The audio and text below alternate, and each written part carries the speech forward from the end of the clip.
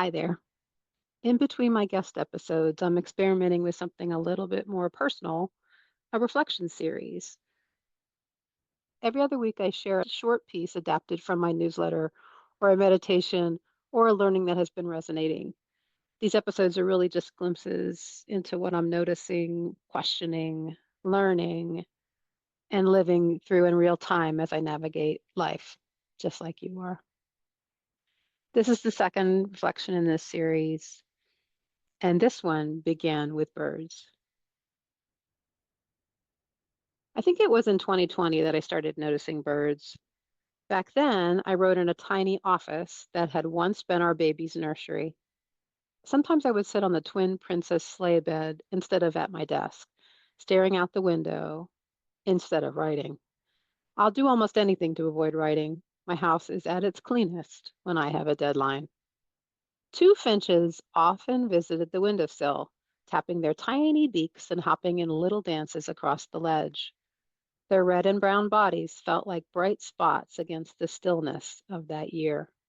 I watched them constantly, and sometimes it felt like they watched me right back. I felt a little like Cinderella with those birds.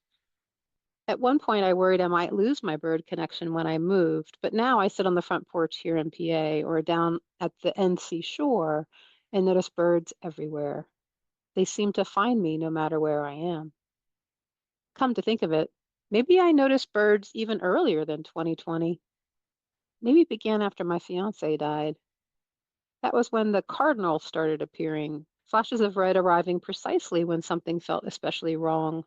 They would show up in droves when one of my kids was struggling or when I felt myself losing direction. Even now, they appear as if to underline a thought I need to hold on to.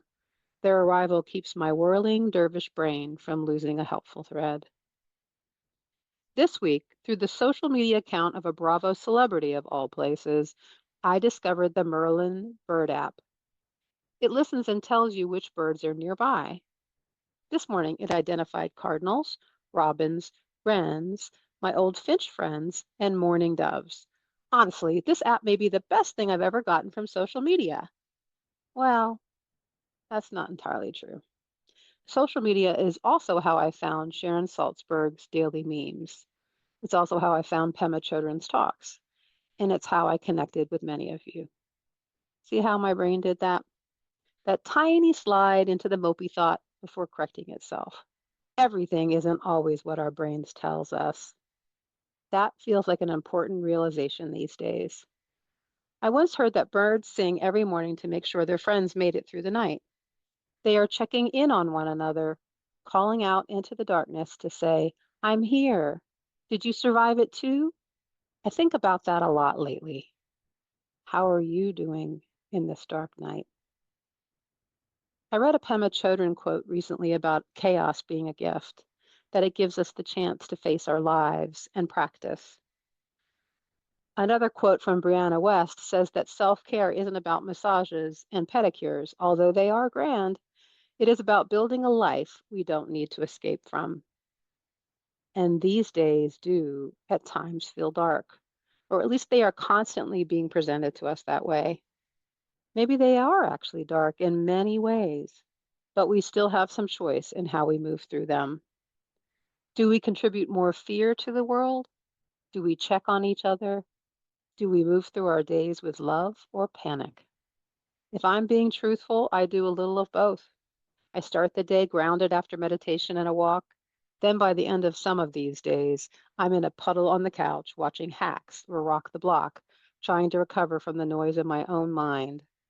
But I've coped in far more destructive ways, so I try not to be too hard on myself. Still, I keep asking, how do I build a life I don't feel the need to escape from at the end of the day?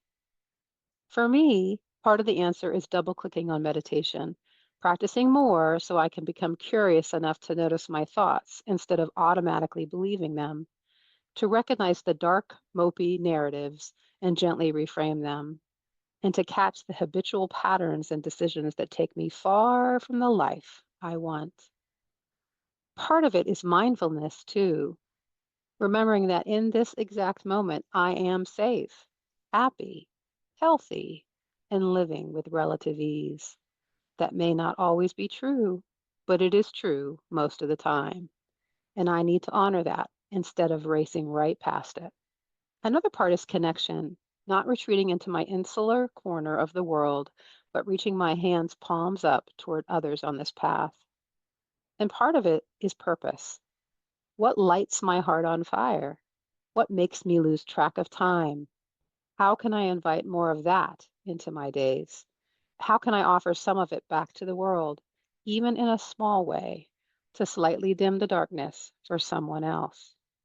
How do I enter the world hopefully instead of mopefully? The birds do it every morning. They greet the day by filling the world with song. They show up and start small. May we summon the wherewithal to do the same. If this reflection resonated with you, maybe let it remind you to pause for a moment, step outside, look up, listen for what is still beautiful. The world can feel heavy, but there are still small invitations toward hope, presence, and connection all around us.